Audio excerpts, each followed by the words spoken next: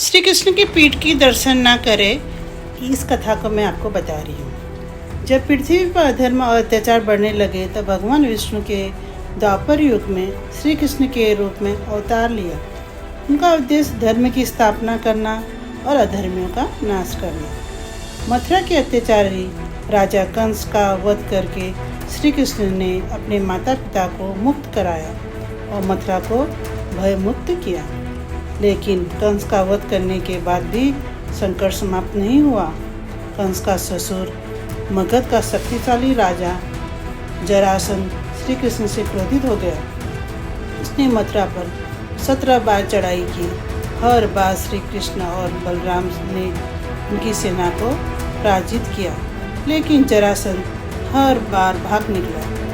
18वीं बार जब जरासंध ने फिर से हमला करने का निर्णय लिया तो उसने अपने एक शक्तिशाली सहयोगी राक्षस काल्यवन को भी बुलाया।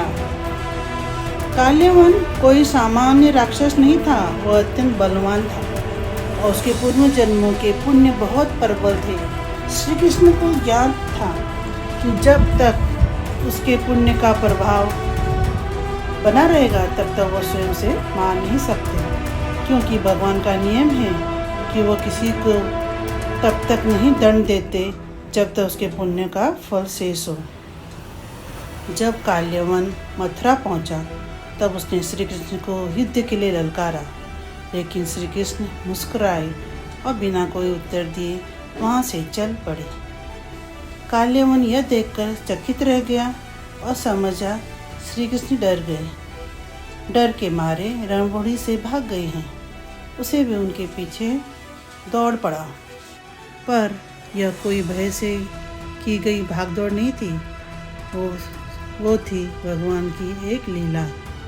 श्री कृष्ण चलते गए और काल्यवन उनके पीछे पीछे दौड़ता रहा। वो केवल उनकी पीठ देख रहा था। कहते हैं भगवान की पीठ में अधर्म का वास होता है, इसलिए पीठ के दर्शन पुण्य को क्षीण करते हैं और अधर्म को बढ़ा देते हैं। काल्यवन ने, जो पहले से ही अधर्मी था, अब श्री कृष्ण की पीठ देखते हुए और भी अधर्म में डूबता गया। यह भगवान की योजना का एक भाग था। अतः श्री कृष्ण एक अंधेरी गुफा में पहुँचे। वहाँ एक महान तपस्वी राजा मुचुकुंद गहरी निंदा में सो रहे थे। मुचुकुंद ने देवताओं की सहायता के लिए वर्षों तक असुरों से युद्ध किया था। युद्ध के अंत में देवराज इंद्र ने उसे वरदान दिया था कि वह जितना चाहे सो सकता है और जो भी उसे नींद से उठाएगा वह उसकी दृष्टि मात्र से भस्म हो जाएगा।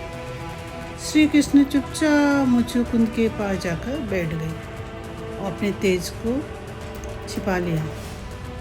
काल्यवन भी गुफा में आ गया और अंधेरे में सोए हुए मुचुकुंद को श्री कृष्ण समझकर उसे लात मारकर जगाने लगा।